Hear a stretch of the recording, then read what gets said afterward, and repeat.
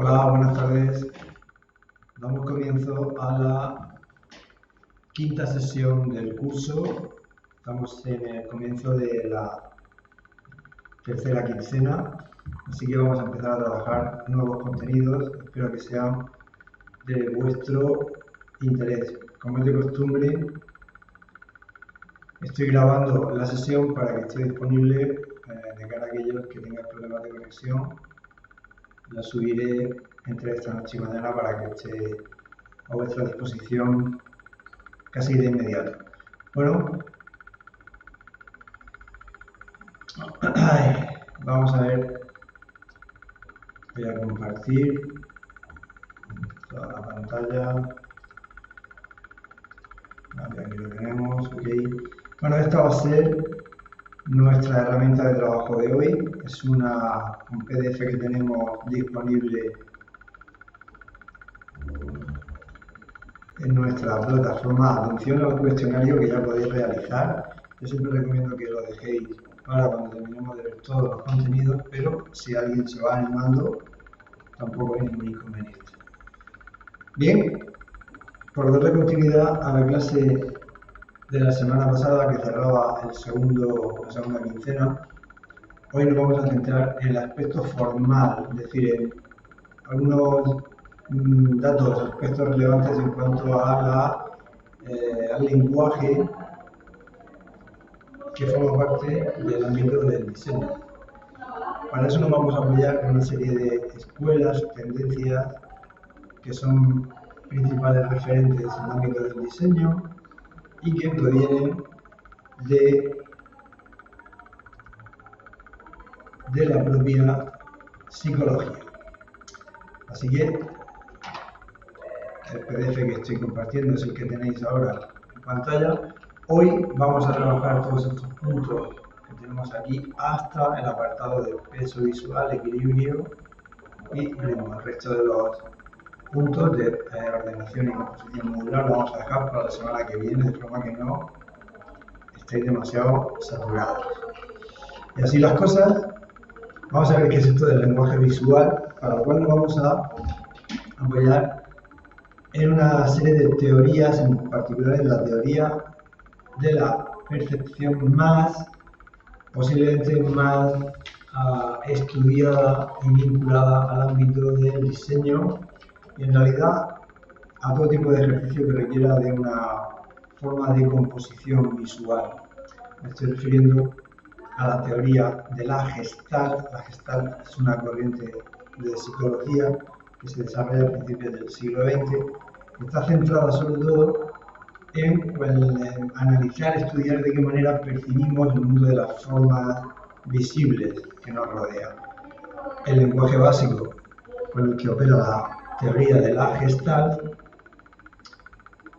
se compone de puntos, líneas, planos, color, formas y textura. Es decir, son los elementos gráficos fundamentales a través de los cuales podemos construir cualquier tipo de imagen. Obviamente, esto es especialmente relevante en el ámbito del diseño, puesto que se trata de una disciplina que requiere manejar con solvencia esa serie de elementos básicos, ¿no?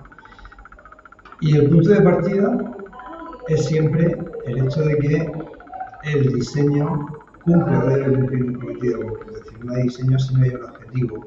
En el ámbito de la industria no tiene sentido diseñar un elemento que luego no va a formar parte de una cadena de producción, distribución, es decir, que no va a formar parte de una cadena que pretende alcanzar un cierto tipo de beneficio económico. Por tanto, el diseño es una herramienta del capital al servicio de la industria. El diseño obviamente se percibe como objetos, imaginemos en objetos de uso cotidiano, cuando diseñamos un recipiente contenedor de un líquido, ya sea una jarra de agua, tenemos que valorar la transparencia de ese objeto, la capacidad del objeto, la forma en la que va a suministrar agua, si va a ser un elemento con un cierre hermético o no, si va a poder transportarse, el material con que se va a realizar, si va a ser un material plástico, cristal, etcétera, etcétera. Lo que quiere decir que tenemos que valorar aspectos compositivos que afectan a su forma, es decir, a su geometría. Y eso significa que vamos a tener que manejar una jerarquía a la hora de ordenar todos los elementos que componen ese objeto. Es el caso de una butaca, para cuyo diseño obviamente se tuvo que hacer un estudio previo de materiales, color, ensamblaje, etcétera, etcétera. Precisamente el color va a ser un elemento clave, fundamental, porque estimula nuestro órgano de visión y por tanto genera una forma de vínculo que puede ser muy especial, muy particular con un objeto determinado, en función de si se ha empleado o no la combinación de color más idónea. Cuando hablamos de la teoría de la Gestalt, que ya digo es un referente teórico de primer nivel que se analiza desde principios del siglo XX, fijaos, desde 1910, forma parte de una corriente de investigación por parte de una serie de psicólogos de origen alemán, como son Wertheimer, Kohler, Hoffa, que se centran en una serie de leyes. Así que cuando hablamos de la Gestalt, en realidad estamos hablando de una serie de leyes que pretenden explicar nuestra forma de comprender los elementos visuales que nos rodean. Por eso es una teoría especialmente relevante en el mundo del arte y también en el mundo del diseño. La ley fundamental sobre la que se basa la Gestalt es la ley que llamamos de la pregnancia. Esa ley postula que tenemos, los seres humanos, a través de nuestra experiencia de percepción visual, tendemos a simplificar las formas de la manera más posible de la que somos capaces. Lo que quiere decir que tenemos una tendencia innata, según siempre de la Gestalt, a concretar todas las formas que nos rodean en base a una serie de elementos básicos, que son los elementos gráficos elementales que hemos comentado al principio. La línea, el punto, textura, color, etc.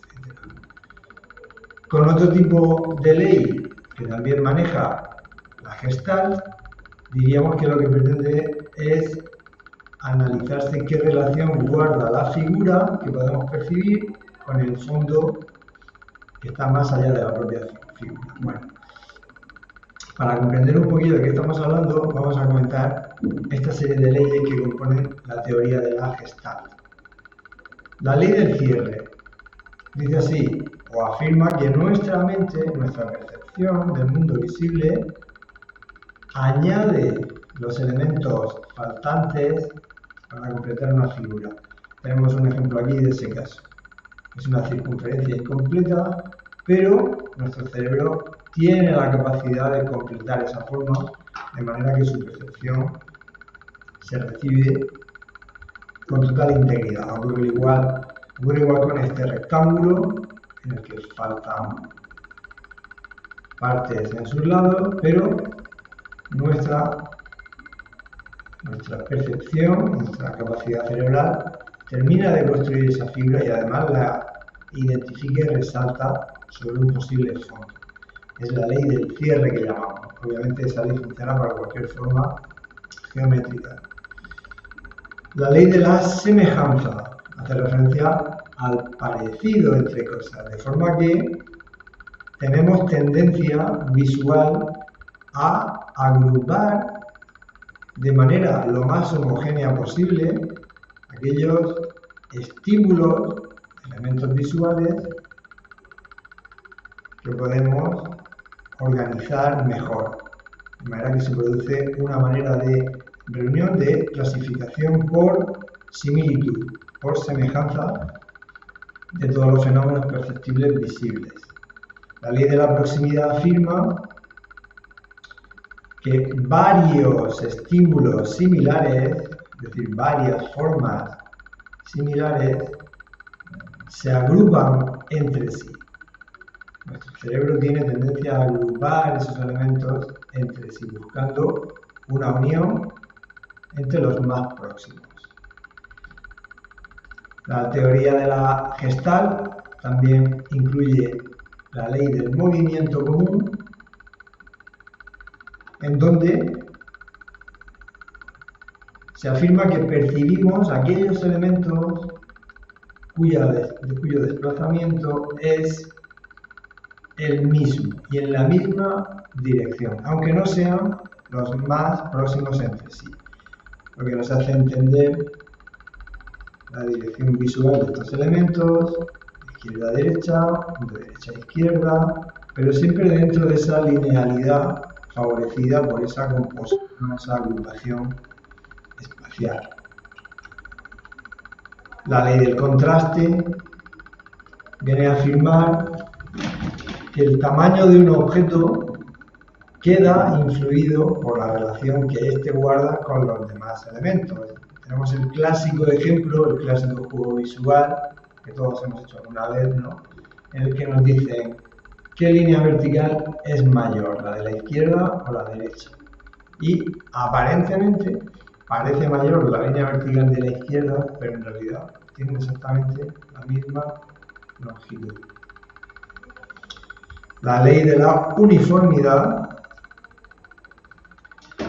valora los elementos que mantienen la misma dirección, formando con ellos una forma de agrupación. Este es un elemento que en pintura se ha utilizado muy habitualmente y es una de las bases, digamos, conceptuales de pinturas puntillistas o con mucha carga matérica, como las que pudieran haber practicado los post-impresionistas, entre ellos Vincent van Gogh. La ley de la buena forma, que se llama. De manera que afirma que los elementos percibidos son organizados en figuras lo más simétricas, regulares y estables que nuestro cerebro sea capaz. Eso respondería a una necesidad de organizar espacialmente el mundo perceptible, de manera que nos sea más sencillo comprender cualquiera de los fenómenos físicos que nos rodean. Bueno, la ley de figura y fondo valora que aquello que no es figura forma parte de lo que se llama un campo que puede contener algunos elementos que constituyen esa figura, pero que por contraste generan un tipo de oposición. Así que se trata de un refuerzo visual que juega con lo positivo y lo negativo. En realidad no sabemos si lo que estamos viendo es una copa o si son dos caras enfrentadas la una a la otra. Un ejemplo de lo que acabamos de comentar, como este efecto de cierre ayuda a completar este carácter, una G mayúscula incompleta tanto en contorno como en silueta, pero entendemos perfectamente que se trata de una G, como esta E mayúscula acaba siendo construida, recibida como un objeto único por la repetición próxima que se produce de todos estos elementos pequeños cuadrados. En el caso de la continuidad, en esta S mayúscula, aunque haya un objeto que se interpone, que la fragmenta, a nuestro cerebro no le supone ninguna dificultad en el momento de completar y entender esa forma. Con la ley de semejanza se mantiene una unidad, un ritmo visual en el cual podemos destacar elementos que permanecen agrupados por esa proximidad, esa uniformidad y repetición de elementos comunes. En el caso recientemente visto, que vincula figura y fondo, podemos jugar a transformar una flecha en contorno, es un contorno muy potente, o interpretarla como un carácter A mayúscula. En el caso de la superposición de elementos, estaríamos trabajando con la ley de dirección común por repetición. Podemos jugar con esta valoración de profundidades, y el efecto de simetría hace posible construir ese carácter pese a estar dividido, como ocurría con la S, fragmentado en su eje central. En todos los casos, nuestro cerebro tiene capacidad para leer, entender lo que se nos está proponiendo. Gestalt.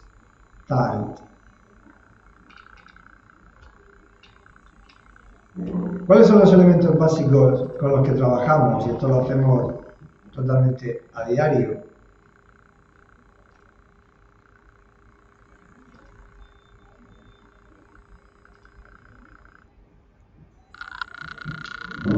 Voy a entrar porque creo que se ha cortado la emisión. Vale, ya estoy aquí de nuevo. Creo que ha habido un corte en la emisión.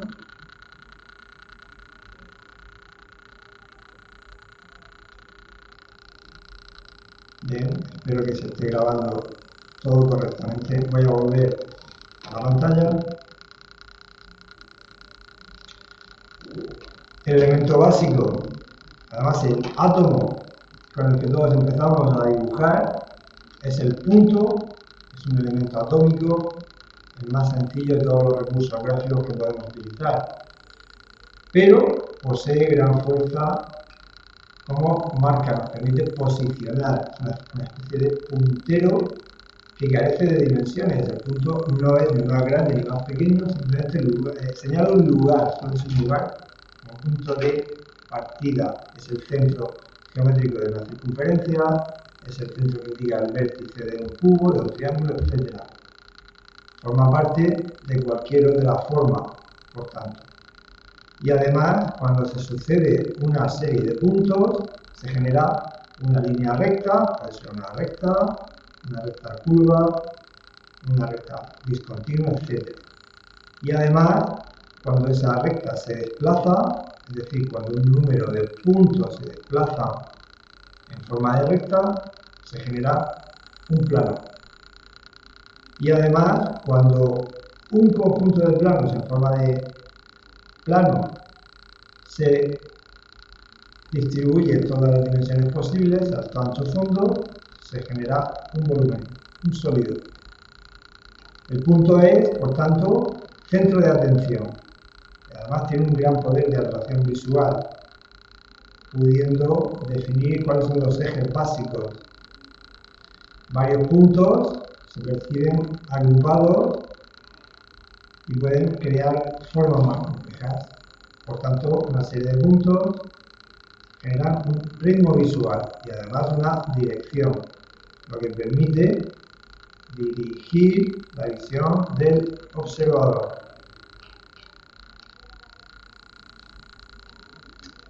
Una bonita solución de Miller a partir de puntos que construyen un sofá. Recordemos, el punto no tiene tamaño, no tiene dimensión, pero su escalado a un tamaño funcional lo convierte en un recurso propio del diseño muy poderoso. Igual que en el caso de este tipo de pictogramas, soluciones esquemáticas muy abstraídas, típicamente empleadas en Juegos Olímpicos desde el 72,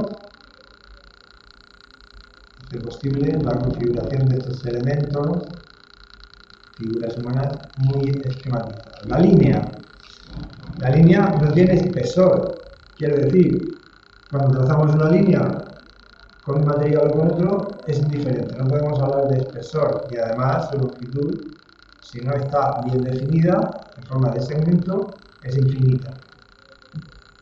Normalmente la línea construye formas geométricas más complejas, Y, como ocurría anteriormente con el punto, la sucesión de líneas genera un plano. Y además, una línea cerrada genera un contorno. El contorno define la forma visible de todo nuestro mundo perceptible.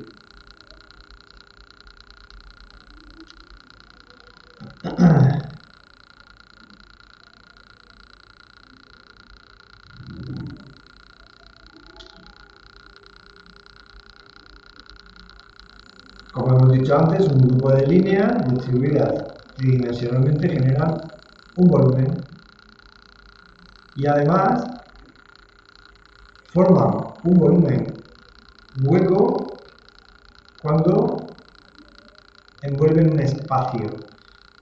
Un ejemplo, el diseño de muebles de tipo tubular, como el que tenemos aquí delante. La línea es un elemento mucho más expresivo que el punto y versátil, que además crea tensión y afecta al resto de elementos próximos, indicando movimiento, dinamismo y una dirección, también un sentido. En el ámbito de lo bidimensional, además, separa espacios. Algunos ejemplos de soluciones: cartelería, en donde la línea predomina; soluciones de diseño de iluminación, en este caso la lámpara de Gropius, donde las líneas corresponden a una distribución en isométrico, generando un ritmo, un volumen espacial. Diseño editorial, en donde la línea con su fluctuación genera un ritmo. Mobiliario urbano, trazado a partir de líneas que son a la vez estructura, soporte del objeto. Y llegamos al plano. El plano no tiene espesor. El plano lo tenemos que imaginar como la superficie donde ocurren cosas, donde dibujamos. El plano abarca, contiene puntos y líneas. Cuando una sucesión de planos se desplaza, se genera un volumen. Estos planos pueden ser rectos o curvos. El recto obviamente se extiende en 2 dimensiones y el segundo en 3. Es un tipo de plano tridimensional. Si tenemos 3 planos rectos, se configura un volumen hueco. El plano, en principio, recto es un elemento con poca capacidad expresiva, pero genera separación, división, mientras que un plano curvo, veamos una superficie curva, la superficie curva de una semiesfera, en el caso de la lámpara, por ejemplo, aporta un tipo de dinamismo que no genera un plano recto.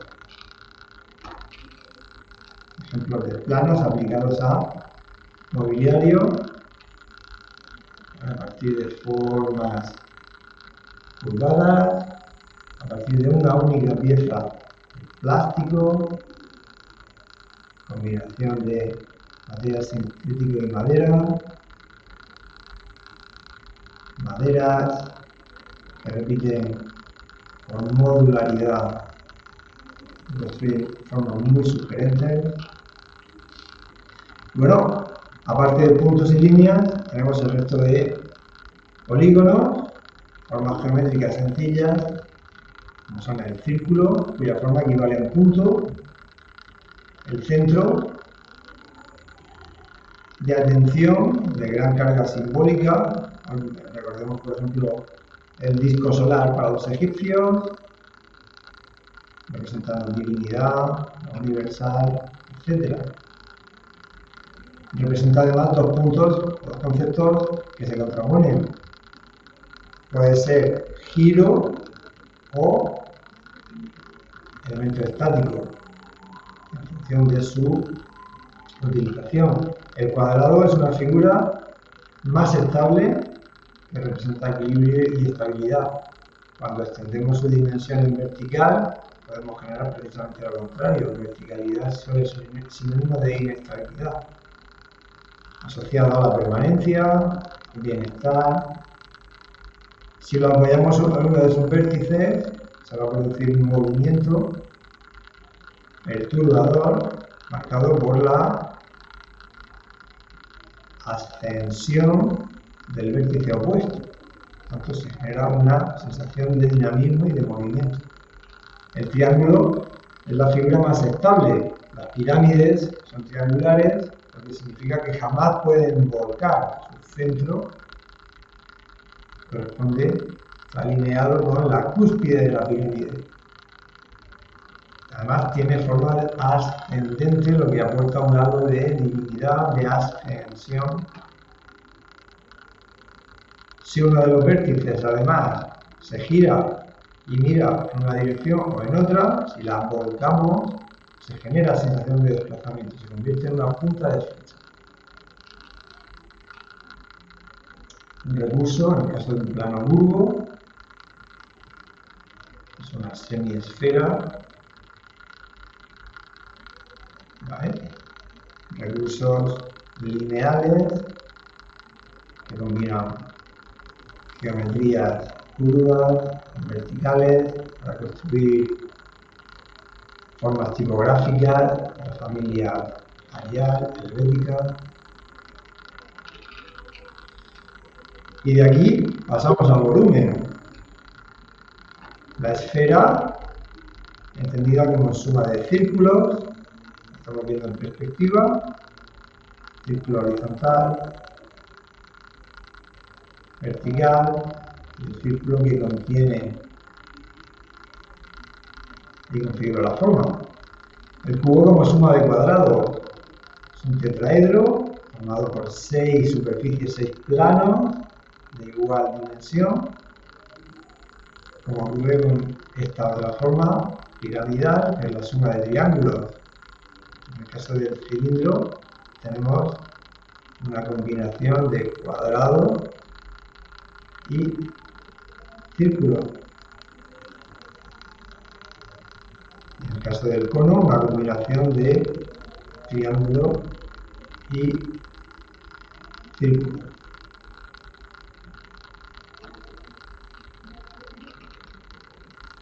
Aplicación en el ámbito del diseño de estas fusiones geométricas, donde se experimentan todas las posibles combinaciones: esfera, cilindro, pirámide, cubo, plano recto, sucesión de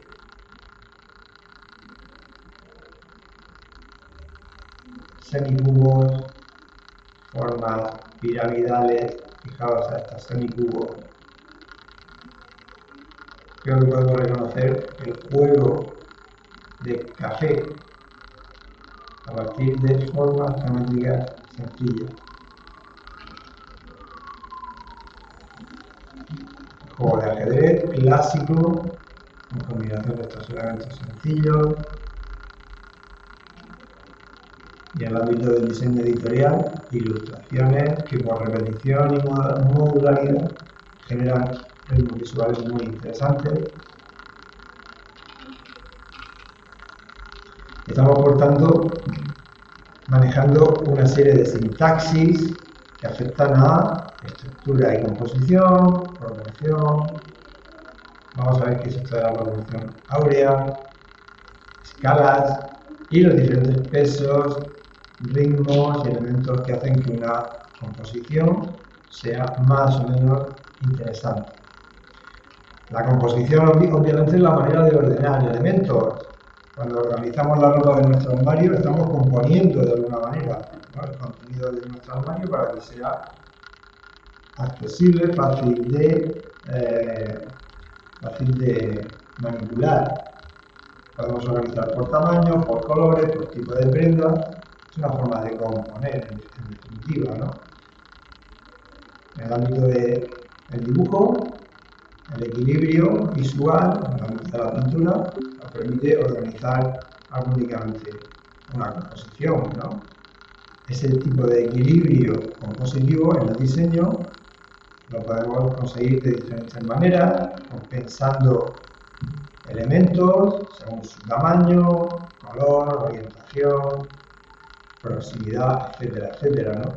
Una cosa es cierta, y es que el equilibrio asimétrico, aporta una especial fuerza gráfica y dinamismo cuando no se sujeta a un eje vertical que alinee simétricamente todos los elementos. El equilibrio se conseguiría aquí contraponiendo diferentes pesos visuales.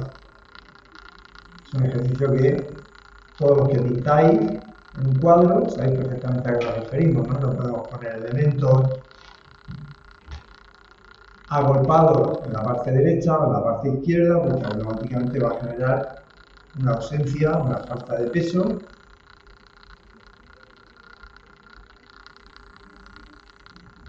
Voy a conectarme de nuevo porque tengo la sensación de que está fallando la sesión. Voy a entrar de nuevo al enlace de Meet. Reunirme, espero que no haya nadie dentro que haya sufrido algún tipo de inconveniente, por eso, de todas formas, la sesión está siendo grabada, así que no va a sufrir ningún problema. Seguimos comentando.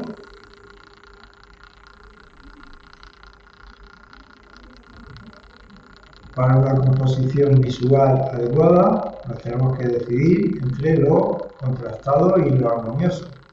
Diríamos que el punto intermedio entre una técnica y otra no es fácil de delimitar. Para no caer en prácticas, diríamos, no feas, pero en prácticas que estéticamente se puedan poner en cuestión. En busca de esa composición ideal, el contraste es precisamente el que nos permite generar algún tipo de atracción, atención particular por medio de la combinación de elementos, color, texturas y demás. Vamos a ver un ejemplo de cómo organizar elementos en base a esa búsqueda de contraste. Tenemos este primer caso de la figura 7, compuesta por estas dos superficies rectangulares, en donde en la figura de la izquierda, la A, aparece un equilibrio bastante adecuado.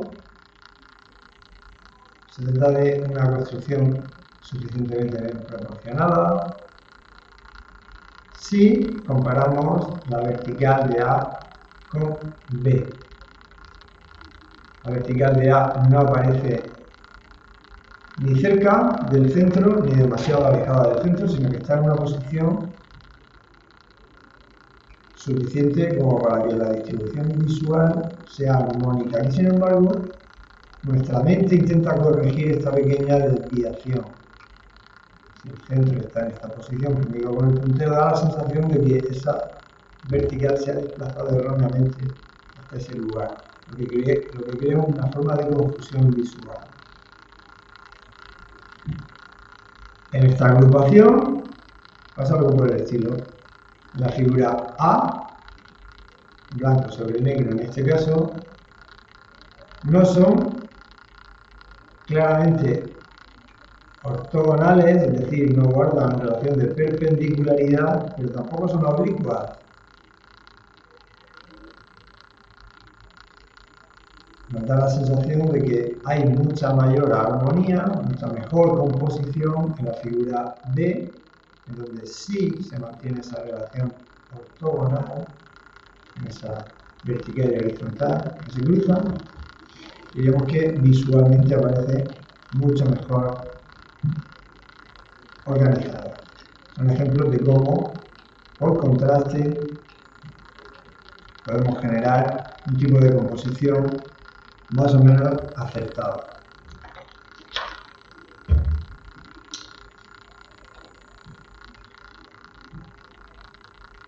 ¿Cuál es el lenguaje propio del contraste en una composición? Veas el caso de un dibujo o de cualquier relación visual como la que acabamos de comentar. Bueno, el contraste en una obra de arte maneja tensiones, equilibrios y desequilibrios. ese tipo de contraste se puede conseguir con diferentes articulaciones, es decir, con diferentes relaciones entre los elementos que componen esa composición. Vamos a ver algunos de ellos. El contraste tonal. Cuando utilizamos colores, por llamarlo de alguna manera, sabemos que el color no es un valor absoluto, sino que se compone de matiz, brillo y saturación. En función del tono que utilicemos, en función del color y de la relación de ese color con los próximos, se establece un mayor o menor contraste. Sabemos que los elementos, los colores que mayor contraste generan son los complementarios. Por tanto, la elección de una buena gama de tonos nos permite manejar adecuadamente una composición más o menos interesante. Ocurre igual con la intensidad con la que aplicamos el color. Por ejemplo, si variamos la saturación o el brillo, estamos influyendo en la relación de ese tono con el resto de colores próximos. Contraste de contornos.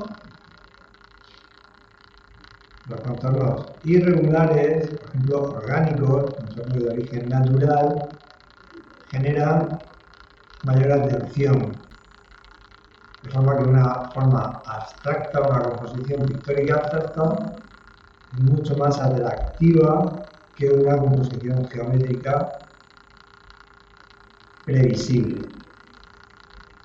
El contraste de escala hace referencia obviamente a la proporción, a la relación entre un elemento y otro elemento próximo según el tamaño, la relación de tamaño que exista entre ellos.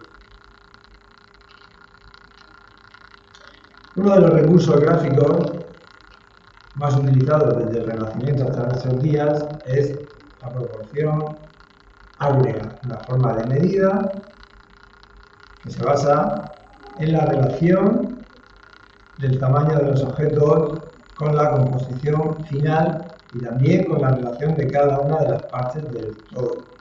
Diríamos que este tipo de proporción nos ayuda a calcular la relación entre las diferentes partes que componen un diseño. No da igual si es un dibujo o si es un diseño de naturaleza industrial.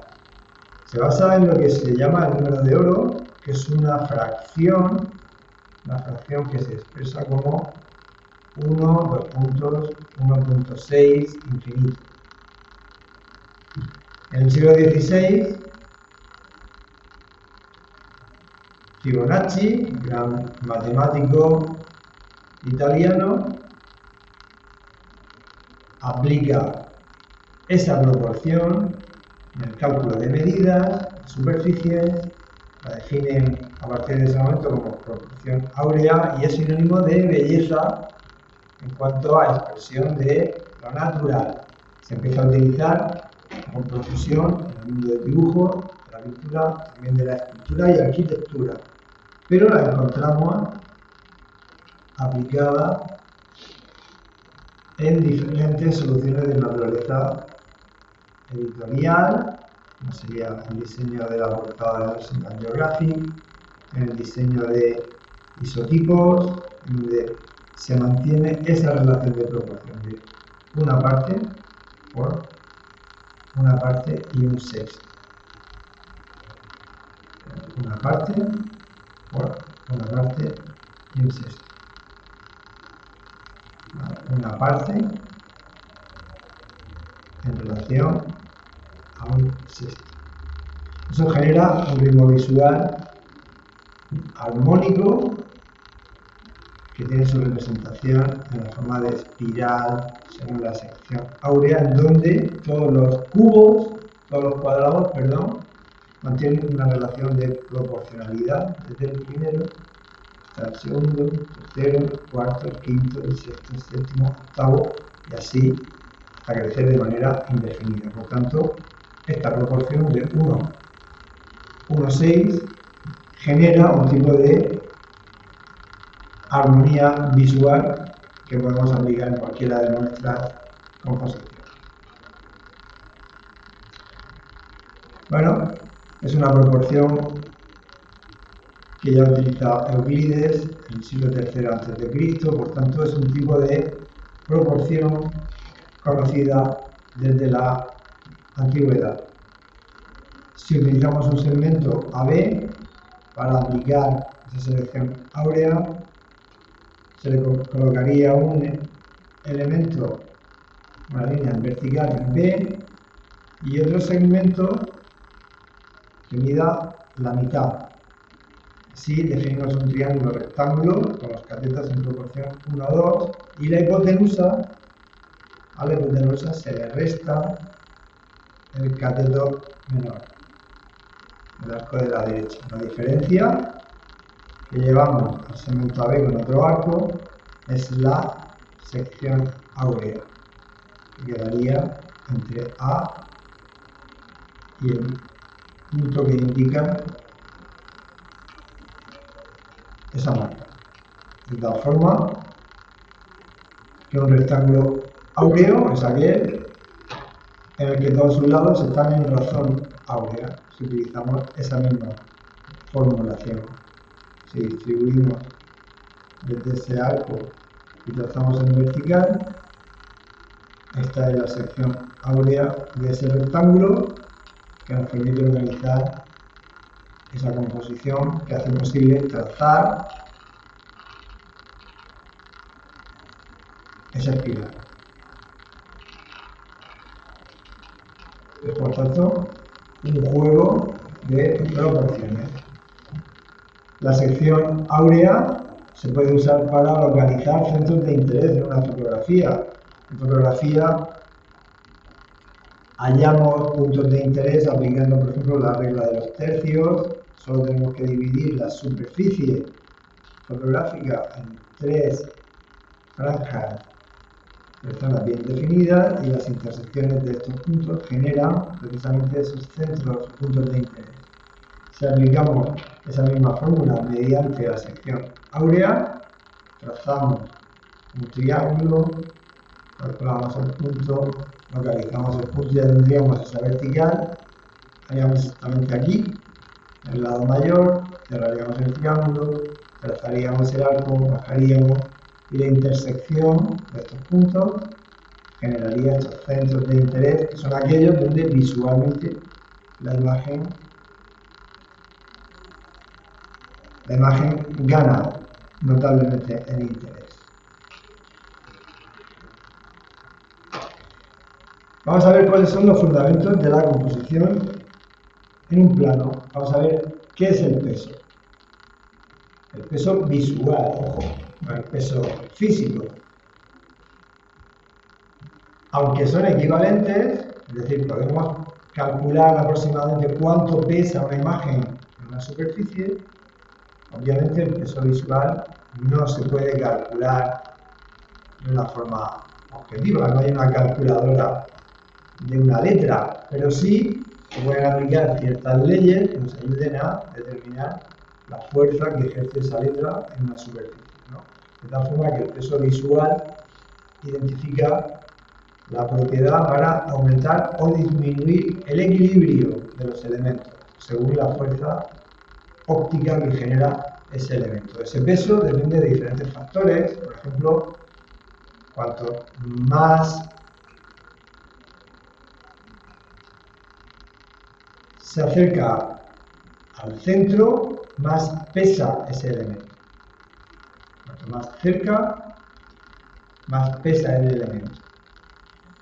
En igualdad de condiciones, en igualdad de tamaño, por ejemplo, el elemento mayor pesa más. ¿Vale? Una misma letra con diferente tamaño, una letra de mayor tamaño pesa más. La textura aumenta el peso, por tanto una letra hecha a mano, con cualquier técnica pictórica, tiene más peso que una letra impresa directamente con una tinta plana. Los elementos irregulares y los colores cálidos pesan más que los fríos. Un elemento pesa más cuanto más se eleve a la sensación de inestabilidad, un elemento pesa más a la derecha que a la izquierda. Nuestras leyes visuales organizan la información de izquierda a derecha, por tanto, si colocamos demasiados elementos en la derecha, nuestra composición pesará demasiado hacia la derecha. Un elemento pesa más cuando está aislado, que no cuando está rodeado junto a otros elementos. Es cierto que nuestra sensibilidad, forma de percibir, ¿no? Incluso el estado puede afectar a la manera en que un elemento pesa más o pesa menos, incluso la temática de la imagen. No tiene nada que ver la fotografía hiperrealista con una composición a partir de caracteres alfanuméricos, ¿no? Aquí tenemos ejemplos de diferentes composiciones en donde se ha tenido que equilibrar ese peso visual. Un peso más desequilibrado, obviamente, es el que tenemos de ejemplo en esa figura central, que viene a equilibrar el enorme peso visual que genera este polígono irregular. En el caso del cartel de automoción pasa igual. Este eje vertical divide en dos y para compensar todo el peso de la derecha hemos tenido que aportar elementos visuales a la izquierda. Es una composición muy simétrica, muy bien equilibrada, con el mismo número de elementos a un lado que a otro, ya se imaginaría la línea vertical. Ocurre algo muy parecido aquí, donde el eje vertical coincidiría con el límite de la figura blanca, que hace posible hablar de un peso bien distribuido a izquierda y derecha. Lo que ocurre exactamente igual aquí, con el equilibrio que se produce combinando, alternando la posición de un mismo carácter, aunque con diferente relleno.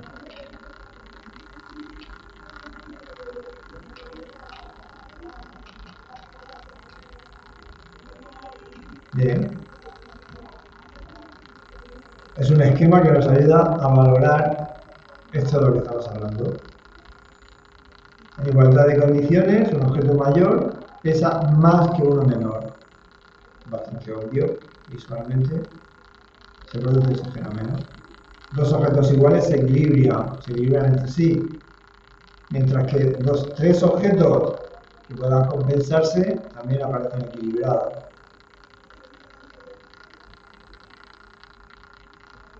Un elemento a priori más pesado puede verse equilibrado por un elemento a priori más ligero si el más ligero aumenta de tamaño.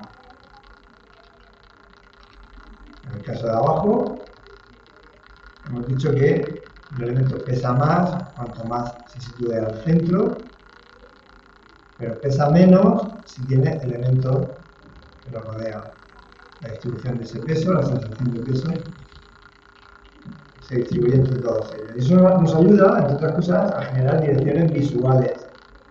Son tensiones que establecen en qué dirección, qué recorrido hace nuestra visión, direcciones que pueden ser generadas a partir de objetos suficientemente relevantes, direcciones que pueden ser generadas por miradas, en el caso de fotografía de retrato, etcétera, etcétera.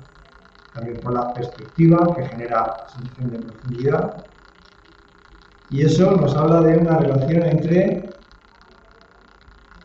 diferentes formas tridimensionales, ¿no? De manera que hablamos de un fenómeno que los gestalistas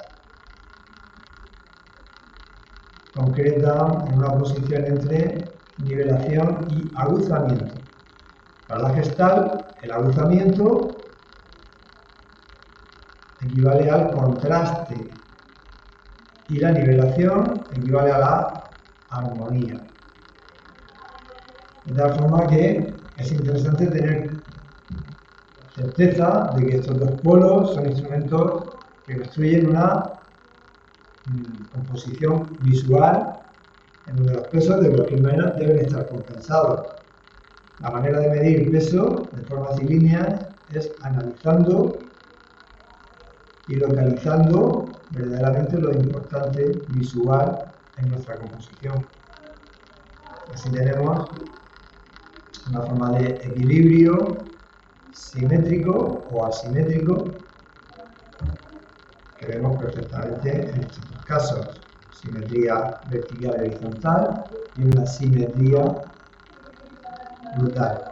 Simetría vertical y horizontal y una asimetría que necesita de una compensación en el texto para que todo el peso visual no se vaya hacia la derecha, en este caso del cartel.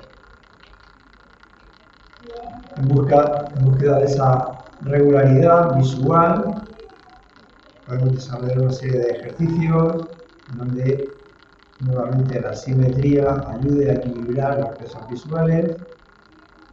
O todo lo contrario, rompamos con esa serie de normas de asimetría, generando un tipo de interés, generando agitación, tensión, pero de igual manera evitamos la monotonía visual, ¿no? La tensión hace referencia precisamente a la sensación de que un elemento puede verse afectado de alguna manera, puede entrar en una forma de dinámica.